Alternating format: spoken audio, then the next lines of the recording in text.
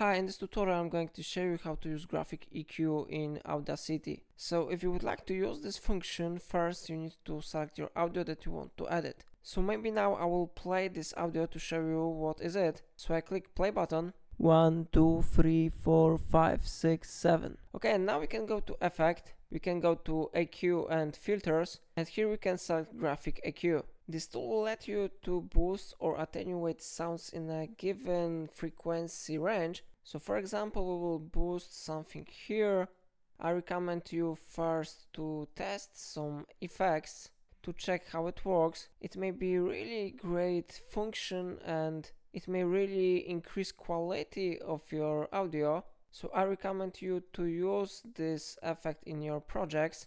So I will move some sliders here, maybe some of them to the upper side. Yeah, the effect should be really great after that.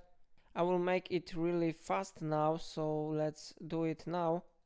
Let me know in comment what do you think about this tool.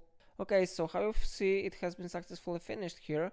I changed position of sliders. Of course you can always invert it if you want, but now let's check the preview of the effect. So I click here. 1, 2, 3, 4, 5, 6, 7. How you see, it sounds really great. So if you want to apply change, you need to click apply button. And now effect has been successfully added to your project. So it is how it works. If I helped you to use it, remember to like this tutorial and subscribe my channel. And don't forget about the links in the description.